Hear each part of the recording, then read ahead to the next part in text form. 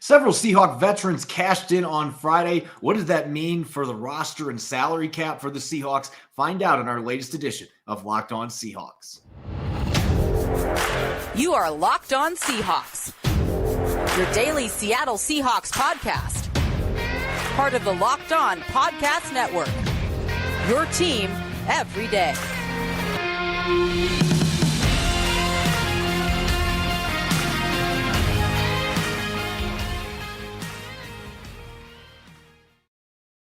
Greetings, 12. This is Corbin Smith, the host of the Locked On Seahawks podcast, your daily podcast covering everything Seahawks and part of the Locked On Podcast Network. Glad to be joined for Blue Friday by my co-host, Nick Lee, and a special thanks to all the 12s out there, as always, for making Locked On Seahawks your first listen 5 days a week. End of the week, we've got plenty on tap on today's show. We're going to continue our free agent frenzy with the AFC South, looking at a handful of pending free agents that may pique the interest of the Seahawks. Nick and I are going to kick out our first top 10 big board heading into the 2023 NFL Draft and much more. This episode is brought your way by FanDuel Sportsbook, official sportsbook of the NFL. Make every moment more. Visit FanDuel.com/LockedOn today to get started. Now for your lead story here on our Blue Friday edition of Locked On Seahawks. The NFL offseason calendar is chock full of a ton of important dates, and they can be slightly different for certain teams around the league. Obviously, the NFL draft and free agency, those come at the same time for all 32 teams, but there are other dates that have significance individually for franchises, and Friday just happened to be one of those days for the Seahawks, and it came and went without any moves by the front office, which means 4 players in particular are seeing green, and we're smiling ear to ear today, including Quandre Diggs and Jamal Adams. Nick, 4 players for the Seahawks having guarantees kick in, fully locked now for the 2023 season, and it sets in motion that these 4 players will indeed be on the roster for the Seahawks in 2023, for better or for worse. Right, and of course, chief among them is Quandre Diggs, 3 straight Pro Bowl seasons, and at least a majority or a portion of his contract becomes fully guaranteed. But yeah, you're talking about 2 your premier safeties, and really, we're really truly yet to see the full potential of this dynamic safety duo with Quandre Diggs and Jamal Adams. But and Will Dissly, of course, that contract has caused a little bit of hand wringing with how much they paid him. So that one might be a little bit of the 4, I'd say that one, and Jamal Adams too. Those are question marks a little bit now. And then of course DK Metcalf. So you got DK Metcalf on the offensive side, Quandre Diggs on the defense too, of your stalwarts of this team moving forward, especially with the defense with Quandre Diggs. Some argue that he might have had a down year, but still a Pro Bowl season by Diggs. But certainly it could have been a more turbulent day, but it wasn't. And as far as Metcalf and Quandre Diggs go, 2 key pieces moving forward are now a little bit happier today for sure. Yeah, Quandre Diggs today, I actually had an article about this salary cap ramifications and stuff like that. And he just happened to quote tweet it today and was mentioning how he wanted to get his money in hundreds. And so I know that he was extremely excited. Over $13 million in base salary for Quandre Diggs, fully guaranteed now for next season. For anybody that was speculating with his cap hit being 18 plus million, whether the Seahawks were going to do something on that front, well, he was second to the team in interceptions, made another Pro Bowl. So no, they didn't do anything. He is going to get paid the money that he signed for on his 3-year contract last year. And Jamal Adams, a little over $2 million of his base salary becoming fully guaranteed against injury. That already had clicked in anyway because of what happened last year. So he is going to be on the roster too. Both those guys have dead cap hits north of $20 million if the Seahawks decided to release them. So they would have to eat extra money. It's not happening. Those 2 guys are going to be in the starting lineup next September as long as they are healthy. As for the other 2 names that you mentioned, Will Dissly, his cap hit a little over $9 million. He's coming back from an injury of his own, although his was a broken bone. He should be good to go well before the start of the season, and obviously had a career high in receptions and receiving yards this year. So they're excited to see what he does in another season in Shane Waldron's offense, and hopefully another season catching passes from Geno Smith. And maybe the other player that made the most money today and had the biggest smile, not just because he got the Celebrity All-Star Game MVP and was throwing down dunks on other celebrities today, but DK Metcalf, $2.22 million base salary fully guaranteed, and a $12 million option fully guaranteed now. So Jerry Maguire, anybody show me the money. Quandre Diggs and DK Metcalf being the beneficiaries here. And as I mentioned, with all the cap numbers here, 3 of these 4 players have a cap number above $10 million this year, but they are 3 of your most important players. When Jamal Adams is healthy, he is one of your most important players. You gave up the draft picks and gave him the contract you did because he's a perennial all-pro when he's healthy. You're hoping he can return to that form. We've seen what DK Metcalf can do. We've seen what Quandre Diggs can do. And so while there was some speculation out there amongst fans, it's really not a surprise that John Schneider didn't make any moves in this front, terminating contracts or anything of that nature before this date, because all 4 of these players, even with Adams, the injuries he's had, all 4 of them are considered foundational pieces moving forward for this football team. Yeah, and it's not a super marquee day on the schedule. Certainly, when the new league year and free agency hits, and there are a few decisions to be made down the road, especially Shelby Harris, I think is one that's coming down the pipeline here as well. So yeah, it's that time of year, and of course with Jamal Adams and Will Dissly coming off injury, and you want Quandre Diggs and Jamal Adams to both be healthy, and I think if they're both operating at their peak, at what we've seen, not necessarily, we talk about upside a lot, but we're talking about what we've seen on the NFL football field that these 2 have done when they are both performing at the highest level. It's hard to take, a different safety duo than those 2, but unfortunately we haven't really seen that materialize yet. And we're just crossing our fingers that 2023 is finally that year. As you mentioned, the other player that the Seahawks are going to have to make a decision on here in the near future is Shelby Harris, because he has a $2 million roster bonus that will trigger on March 22nd. Now, that's a week into free agency. And so Seattle's going to have to make a decision before that point, whether they're going to try to extend Shelby Harris. If they cut him outright, they can save almost $9 million against the cap doing that. Maybe they hang on to him with this current contract and try to do something down the road. But it's going to be hard to do anything in free agency without making a move on that front. So I'm anticipating we're going to see an extension or a cap casualty with Shelby Harris because of that contract, that huge cap hit that's north of $12 million. So John Schneider, he's got plenty of difficult decisions to make. There's some dates coming up on the calendar. They're certainly going to be important. And while this is all going on, he's going to be out going to an assortment of pro days, and his scouts are going to be going to pro days. The combine is coming up. So with that in mind, Nick, we're really excited about this. We're going to be dishing out our first top 10 big boards of the draft season. We'll have a chance to maybe modify these after we get through the combine and some of the pro days, but you and I are going to dish out our top 10 big boards for the 2023 NFL draft coming up next here on our Friday edition of Locked On Seahawks. This episode is brought your way by Ultimate Pro Football GM. I'm really geeked out about our new sponsor of today's episode, the mobile game Ultimate Football GM. If you've ever dreamed of becoming an NFL GM and managing your football franchise like John Schneider does with the Seahawks, your dream can come true, and this game is definitely for you. Manage every strategic aspect of your team, play through the season, and lead your team to glory. You're responsible for everything from hiring the right coaches and coordinators to trading players, making draft picks, navigating your franchise through free agency and the draft, and all the ups and downs of a season. All of this in a challenging and realistic game world. I'm trying my best to emulate John Schneider right now and make the most of my draft choices because the Honolulu Sharks, it has been a struggle for us the first couple years of our franchise. I want to turn them into a perennial powerhouse. Ultimate Football GM is completely free and playable offline. Play on the go as you want, when you want to. It's a blast, and our listeners should join in on the fun in their own league. Locked On Seahawks listeners can get a 100% free boost to their franchise when using the promo code Locked On. That's in all caps in the game store. That's Locked On in all caps, so make sure to check it out today. You can download the game by going to ultimate-gm.com or look it up in the app stores. That's ultimate-gm.com. Ultimate Football GM. Start your dynasty today.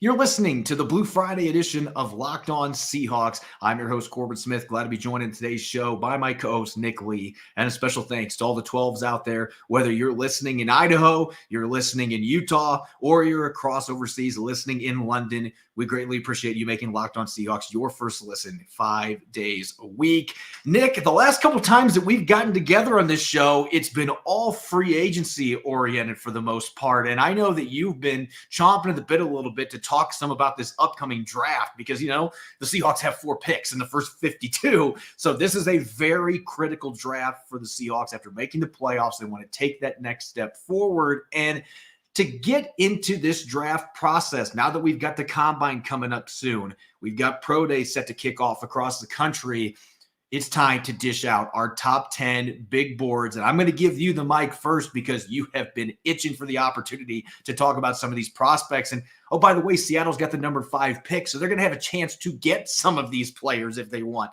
with that early top 10 selection.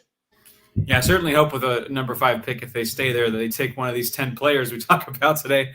That John Schneider and Pete Carroll are certainly worth a surprise or two. But going for just a top 10 big board overall, just starting with 10 and going up to 1, Christian Gonzalez and Devin Witherspoon, I think, are fantastic defensive backs. I think that they're the cream of the crop as far as that goes.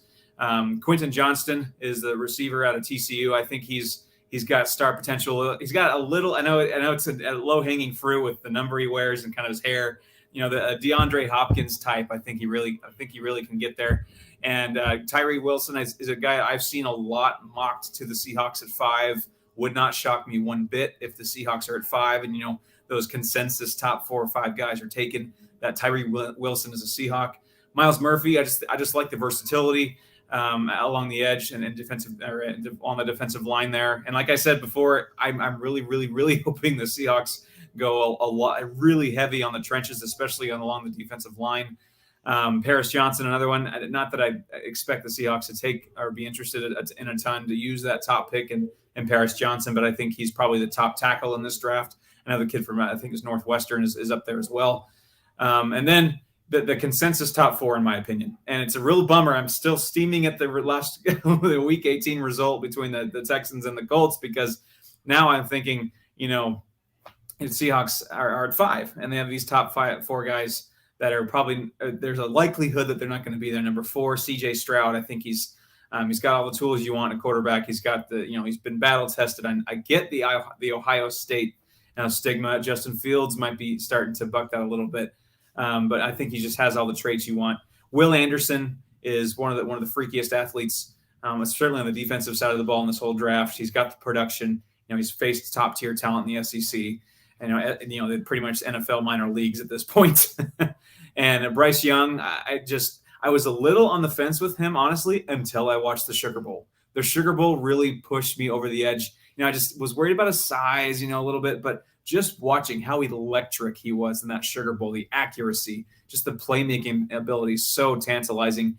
And then I think we can both agree, Corbin, number 1, Jalen Carter. I'm not going to say, next Aaron Donald, but, the Chris Jones type, just a disrupting interior defensive lineman that is so valuable in this league. Fletcher Cox, you saw it on display in the NFL playoffs and in the Super Bowl to a certain extent if they can get their footing on the turf. But, it's just there's that premier – they put a premium lately on interior line, and I think Jalen Carter is about as good as it comes in the last few years. Yeah, I think you and I can agree on the top 3 prospects. And in that order, that's the same order for me on my big board. And Jalen Carter, I know that we've had some listeners that have sent us questions about this in our mailbag, and we've touched on it already. You look at the stats. The stats don't pop off the page. He doesn't have a ton of sacks, but he has a lot of pressures, especially if you look at advanced stats. This is a guy that when you watch the film is an absolute game wrecker. And I also think coming into the league that this is one of those players that projects to be a much better NFL player than college player. And the big reason why Georgia runs so many twist stunts and how many sacks do their outside edge rushers get because of what the interior guys do. And that is the case here when we're talking about Jalen Carter. And I just think in the NFL with his athleticism, there's some things he's got to shore up. He's got to refine on, but he's a stout run defender. He can 1 gap. He can 2 gap. They need a guy like that. And I just think he's the best player of this draft class. I think he has the highest ceiling in this draft class. I don't know if I want to throw the name Aaron Donald out there because that is a 1 of 1, but he could very easily be a Chris Jones type player that's maybe a better run defender than what Chris Jones is. And so that's what I view his ceiling as. And that is a guy that if you can get him in the top 5, you absolutely have to take him. And Bryce Young, I'm kind of in the same boat as you. I noticed it in the middle of the season, though, even when Alabama lost a game, I noticed that the things that made Bryce Young a quality NFL prospect, his ability to read his progressions. And I worried about the height. And there's been plenty of people saying, well, Russell Wilson, 5'10", this guy's under 6 foot tall. I see more of a Drew Brees type passer, though, than a Russell Wilson type passer. His ability to use the middle of the field, to be able to look through his progressions, it doesn't look like his height hinders him or changes the way that he reads defenses. And so I am much higher on him now than what I was. I don't know if I'm necessarily viewing him as an elite number 1 overall pick quarterback. I don't know if there's a guy like that in this draft, but he's number 2 on my list. And Will Anderson is just a freak athlete off the edge that can do so many things to torment an offense. And if you're looking for a pass rusher that you can drop back in coverage some, that can do a little bit of everything, Will Anderson's that guy. Now, looking at the rest of my big board, I do have some stark differences from yours. I have Paris Johnson coming in at number 4. How much would that shake things up if one of the teams in front of Seattle decided we're going to draft Paris Johnson in the top 4? I don't think it happens, but that would really be that ultimate wrench that would work in Seattle's favor, maybe either having a quarterback fall to them at 5 that they could get some trade ammo for to have a team move up, or maybe one of those 2 defenders I just mentioned falls to number 5. And I've got Tyree Wilson at number 5 on my list. I just love what I see on film. And I know there's a lot of fans out there that are skeptical about a Big 12 defender, especially with the Seahawks track record with Big 12 defenders being picked early. But this kid is just a different animal. 6'6", 275 pounds, can win with power, can win with speed. He's got to work in his hands a little bit, but the things that he needs to work on are not effort related. And so I think that Tyree Wilson has a chance to really be a special player. And not a surprise, I've got a running back in my top 10. Now, this does not mean that I think that Bijan Robinson is going to get picked in the top 10 picks. I would be surprised if he's not, to be honest with you. I think he is that kind of a talent at 220 pounds. He can run through people. He can run around people. He can catch the ball. He can pass protect. He's as complete of a package you're going to see coming into the NFL, and he is number 1. He is the alpha dog in a really good running back class. And so I think he is just outside the top 5 in terms of talent. I don't know where that lands him in the draft being a running back. And then Devon Witherspoon. I've gotten some flack from people online about this because I've mentioned he's my number 1 corner, and there's several other corners that are in the mix there. But Witherspoon, just watch the tape in the game against Michigan. Some of the big hits that he made in that game, the coverage, sticky, physical. He's a good athlete. He's got great ball skills. Every game that I watched Illinois this year, and I watched him for a few reasons. I like the running back Chase Brown as well, but this kid every time just pops off the screen. He checks off every box you're looking for. Seahawks have not taken a corner in the first round. How crazy would it be if they picked one at number 5 overall? They traded down a few spots and picked one. Witherspoon across from Tariq Woolen. That would be a really interesting secondary. And for the rest of my big board here, at number 8, I've got Myles Murphy. I have him lower than Wilson because I do have some questions about him as a run defender. That is my biggest question mark with him. CJ Stroud comes in at number 9 on my list, so I do have 2 quarterbacks in my top 10. I just have some questions about him not coming with his A game sometimes. The consistency this year was not there. Now, maybe he was trying to keep himself healthy because the draft's coming up. I've read some things that he might have been playing through an injury, but I just didn't always see him bringing his A game. And so that's something that concerns me a little bit as an NFL draft evaluator. And then at number 10 on my list, I had a running back, and I've also got a safety, my 3rd Alabama player. Brian Branch, in my opinion, is the most complete safety in this draft class, and I would put Skinner from Boise State just behind him. I think Skinner has a chance to go in the top 15 picks in this draft. He is a big-time talent. He's 6'4", but I just don't see the natural coverage skills consistently from him that I see from Brian Branch, a guy that can go out and get a bunch of pass breakups. He had 2 picks last year. He had 3 sacks. You can blitz him. He can play in the box. He can play as a single high safety. He is one of those gadget safeties you can move all over the field. A phenomenal athlete. So Brian Branch is one of my top 10 players as well.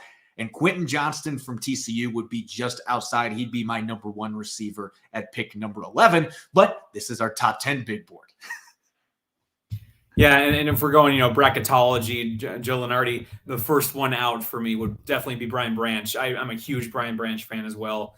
He's just a do-everything safety. He's that, 21st century, 2020s decade era kind of safety you need in this game. And I know the Seahawks have Jamal Adams and they have Quandre Diggs, but we've seen that it's not enough. And it's the injury past of Jamal Adams.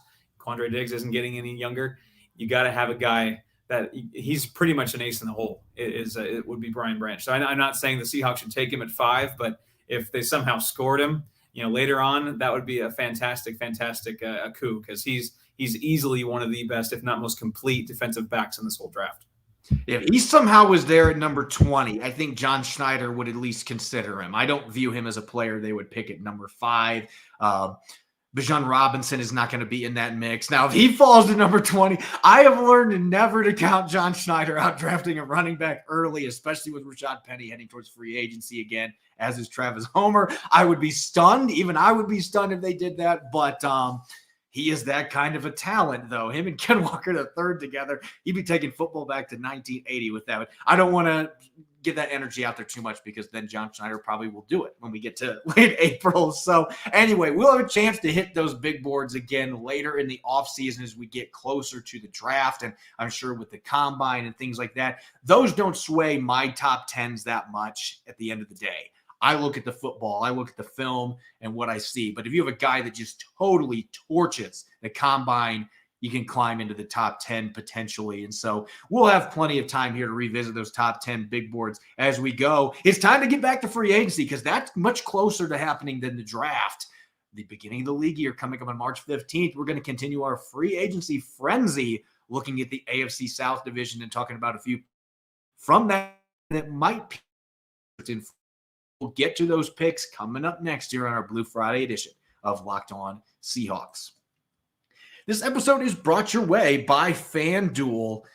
This NBA season is now at the midway point, and now is the perfect time to download FanDuel, America's #1 sportsbook, because new customers get a no-sweat first bet up to $1,000. That's bonus bets back if your first bet doesn't win. Just download the FanDuel Sportsbook app. It's safe, secure, and super easy to use. Then you can bet on everything from the money line to point scores and threes drained. I'm a big fan of betting on player props, including FanDuel's player double parlays. For example, you can bet on Luka Doncic to win the NBA All-Star Game MVP at plus 1,000. FanDuel even lets you combine your bets for a chance at a bigger payout with a same-game parlay, so don't miss the chance to get your no-sweat first bet up to $1,000 in bonus bets when you go to FanDuel.com/lockedon. That's FanDuel.com/lockedon to learn more. Make every moment more with FanDuel, the official sports betting partner of the NBA. You're listening to the Blue Friday episode of Locked On Seahawks. I'm Corbin Smith. Joining me, my co-host Nick Lee, and a special thanks to all the 12s that are listening in for making Locked On Seahawks your first listen 5 days a week. We greatly appreciate it. Time to continue our free agent frenzy. We've looked at the AFC East. We've looked at the AFC North. Now it's time to go to the AFC South, which is an oddly named division when you consider some of the teams that are in this division. Indianapolis Colts, for example. We're going to be looking at those 4 teams, and Nick, you and I are going to pick one pending free agent from each of those rosters that would pique the Seahawks' interest. We are going to start with the worst of the worst, the Houston Texans, number 2 overall pick, though, thanks to winning that game against the Colts at the end of the season. The one that you and I are both like, really? Why'd you have to win that game, Lovie Smith? But the Texans still only won 3 games the entire season. So maybe not the most appealing free agents, but in your case, there may be a player that Seahawks fans know pretty darn well that maybe coming back for a second stint would make some sense. Well, I was just looking at the free agents for the Texans, and got Rasheem Green, Kevin Pierre-Louis, Philip Dorsett. I mean, it's just the OB1. I haven't heard these names in a long time. What in the name of the 2018 Seahawks is going on over here? So I know it's not the sexiest pick. The Texans aren't really sexy right now. I'm gonna go Rasheem Green. That's kind of a weird thing to say. 3.5 sacks, 12 pressures, and 8 quarterback hits last year in a reserve role. So it's like, he was decently productive, and obviously he wouldn't be a feature piece. It would be a nice depth, maybe a redemption story. And this time around, he wouldn't have that same pressure at playing for the team that drafted him, or staying on that draft contract. He's been around the block a little bit more now. He's got a bit more seasoning, even though it's just a couple years removed. But I just like he was pretty productive in a reserve role there in Houston for a terrible team. And obviously, you're not going to bring him in and pay him to get 12 plus sacks, but to bring in some draft picks, maybe another free agent, and then bring him in to compete and maybe, find some production there in the pass rush. I don't totally hate Rasheem Green. He's still really young, and I know Pete Carroll really likes him. So with some of the production he's had lately, maybe there's still something there to pick him up and re-up that interest. It's odd that I'm going to be saying this, but one of the free agents that I am most enamored by heading into this process is actually coming from the Houston Texans. And a lot of times when you look at these really bad teams, the free agents that are going to be hitting the market, there's a reason that they're going to be hitting the market on a bad football team. But I'm really excited about this kid, Obaniah Okoronkwo, who played 4 years for the Rams. So he's familiar with the NFC West. And last year, he had his coming out party for the Houston Texans. And you look at him, 6'4", around 255, 260 pounds. So he fits that prototypical outside linebacker in a 3-4 defense. He played for the Rams, who have used some 3-4 principles. The Texans used some of that last year. And so he's going to have some familiarity already playing in some similar schemes. And I'm not looking at him as a starter, but this kid had 5 sacks. His pressure rate was almost 14% last year, which is better than what the Seahawks had on their roster. And he had an 81-plus grade from Pro Football Focus for rushing the passer. Now, his run defense was hit and miss last year. He had some games he was really good, some games where he wasn't. But I view this as a player that is not Uchenna Nwosu 2.0, but he's a mid-20s player that just finally got his opportunity to play some snaps last year, and he fully capitalized on it with a bad football team. He was one of their best players on defense, and going into free agency, you might be able to get him on a 2-year deal that ends up being a bargain and add another weapon that can rush in a reserve role behind Uchenna Nwosu, maybe even start on the other side for you with numbers that he put up for the Texans last year. Seems like he's just scratching the surface of the player that he can be, and would be an exciting free agent addition that I don't think you'd have to break the bank to sign it. All right, let's talk Indianapolis Colts now, Nick, switching over to the team that was the biggest disappointment in the AFC South last year. There were people that thought the Colts were a dark horse Super Bowl contender. Instead, they hired Jeff Saturday as interim coach, and everything just went off a cliff, and now they've got the number 4 pick. Which pending free agent for the Colts do you think would be most interesting in a Seahawks uniform? I know we've done this song and dance before with this guy, and he's not a top dog really anymore, but Yannick Ngakoue. And I really want to boost that pass rush, the interior, the front seven.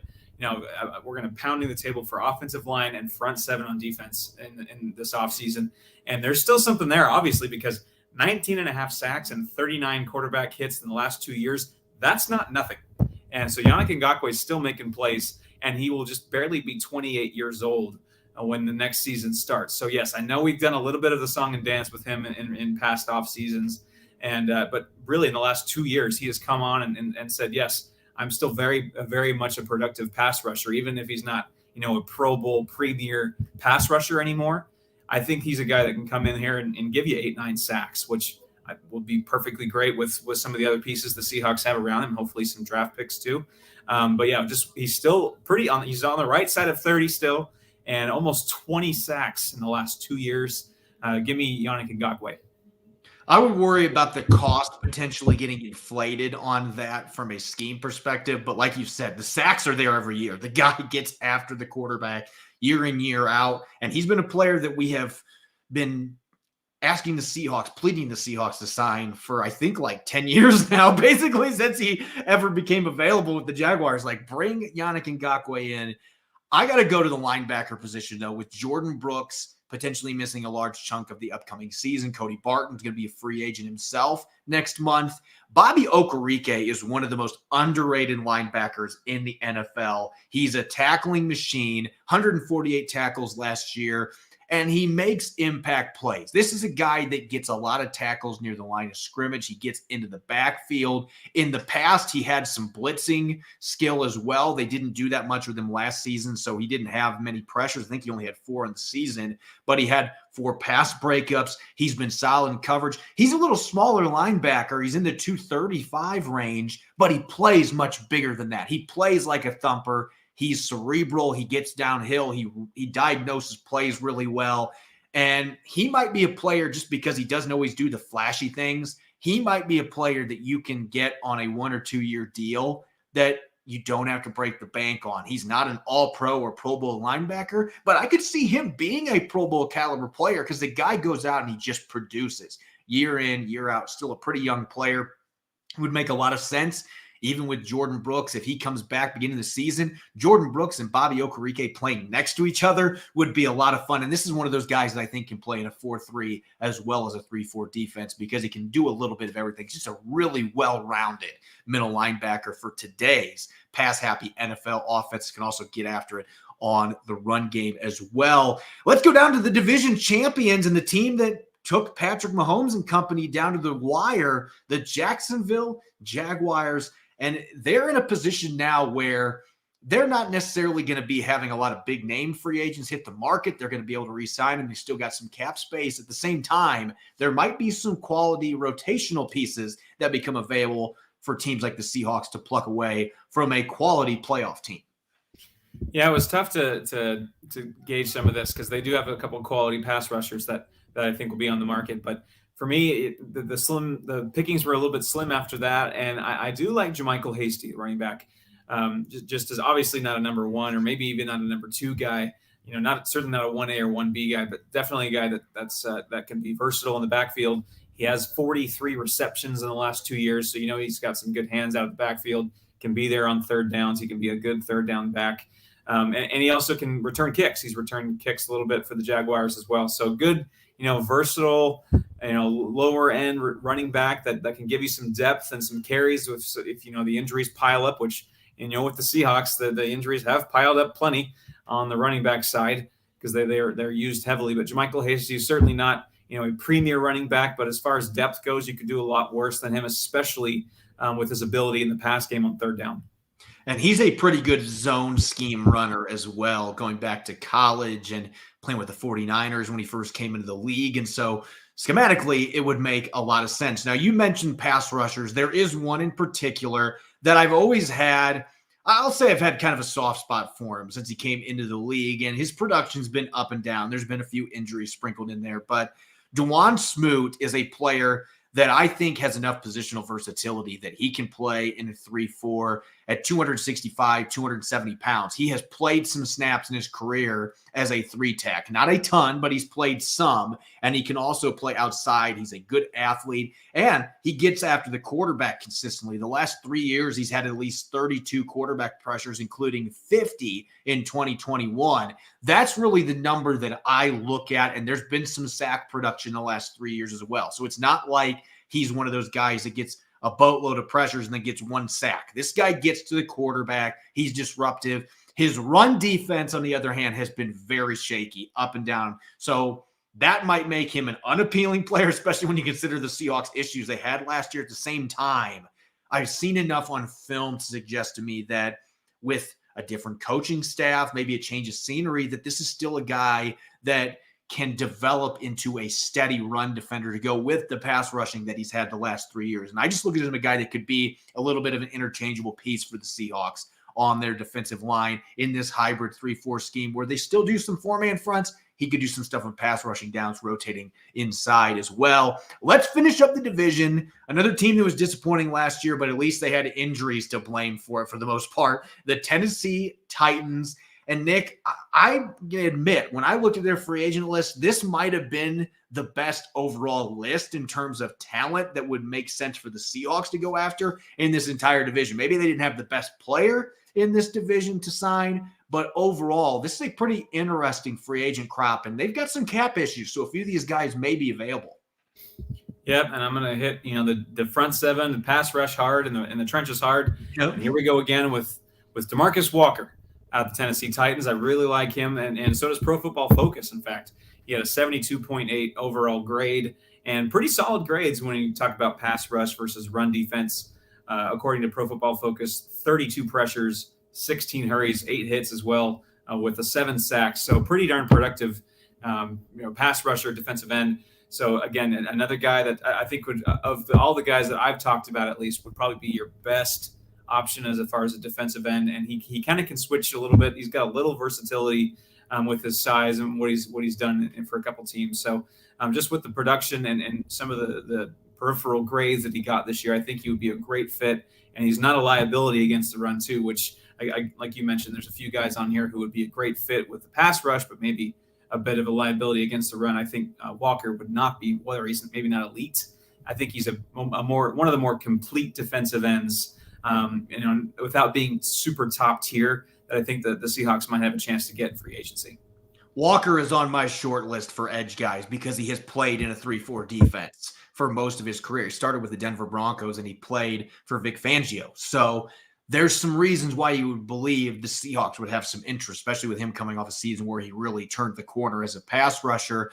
Away from Okoronkwo, the other player that's really high on my free agent list that I'm hoping somehow becomes available, and I've loved this guy since he played at Charlotte. He was one of my favorite fast risers in the draft class back in 2019, and that is Nate Davis, a 316-pound mauler. He can play zone. He can play gap. This guy has been a fantastic run blocker his entire NFL career, and you got to be playing Tennessee with Derrick Henry behind you. He's had at least a 69.8 run blocking grade from PFF each of the last 3 seasons. What has been a struggle for him has been pass protection, at least until last year. Last season, even though he missed some time with an injury, he only gave up 14 pressures on almost 400 pass protection reps, which you will take that any year from your guards or centers. Now, he was not that efficient his first 3 seasons in the league. Sometimes he can be a little bit in terms of work, but player in the film that I've watched, still a very young player at the guard position, and he's a smaller guy, but he gets after it physically. He can bully people. I just think he would bring some physicality and toughness to this run game that the Seahawks have not had the last couple of years of that right guard position. You get significantly younger, and he would be one of the few free agents that I would actually be willing to splurge a little bit money-wise and go sign him because he's young. He seems like he's just coming into his own as a pass protector, and I think you could make him work with the scheme. He's been able to do zone and gap blocking in the run game. He's improving in pass protection. So Nate Davis is on my short list of somebody I would love to see in a Seahawks uniform, and I think he would check off one of their major needs on either side of the football. And so him and Okoronkwo, those two are my studs from the AFC South division that I would like to see in a Seahawks uniform, of course, at the right price. As always, you can follow me on Twitter at Corbin Smith NFL. You can follow Nick at Nick Lee 51. You can check out Locked On Seahawks. We're available on all major podcast platforms and streaming video form 5 days a week on YouTube. Coming up on Monday, we'll be back with our latest Mock Draft Monday, and we're going to give the fans a chance to weigh in a little bit. We'll be handpicking some mock drafts from our listeners, and Rob Rang and I will be grading those out on Monday. Looking forward to it. Enjoy your weekend. Thanks for listening. Go Hawks.